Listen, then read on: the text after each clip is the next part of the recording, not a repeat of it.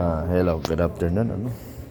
Ay medyo mahina lang ako kasi nasa loob ako ng hospital, Medical Memorial Hospital ito.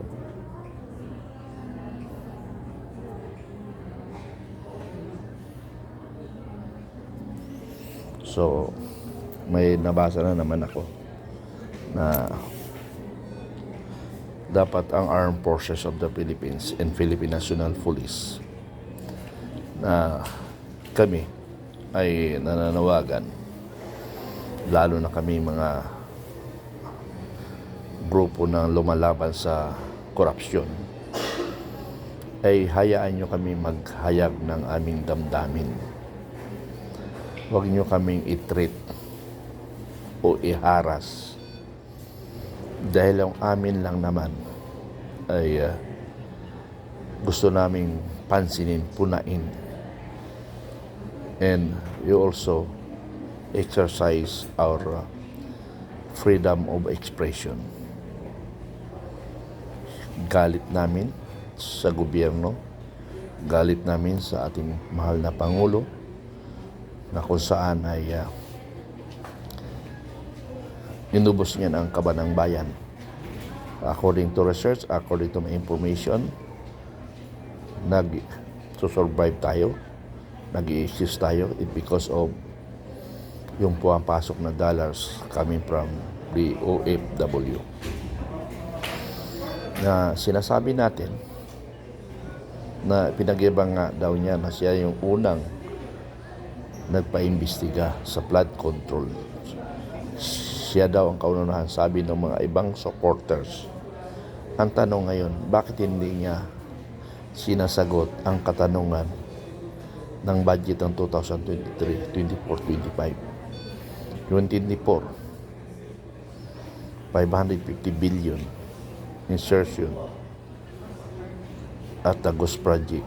Bakit hindi niya natugunan, hindi niya nasagot? So, ang dami talagang nangyayari sa ating bansa.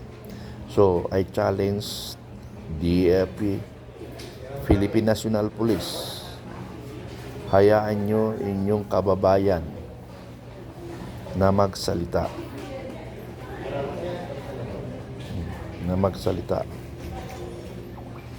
Laban sa ating gobyerno. Laban sa ating gobyerno, laban sa mga magnanakaw. Dapat kampihan nyo pa kami o tulungan nyo kami. Sabi ko nga sa isang vlog ko, economic sabotage itong ginagawa ng ating sindikato sa gobyerno. Alamin nyo kung sino ang sindikato sa gobyerno. Hindi na ako magbanggit ang pangalan. Kayo, may alam kayo. Gamitin nyo yung intelligence ninyo, intelligence pan ninyo, intelligence personnel, NICA, NBI, CIDG, ISAP. Magtulungan kayo. Trabaho nyo yun eh. Trabaho nyong bantayan ang ating ekonomiya ng ating bansa. Bakit hindi nyo ginagawa ang inyong primary responsibility? Basahin nyo nga yung mission ninyo. Basahin nyo nga kung pumapasok doon sa mission ninyo. At Philippine National Police and EFP,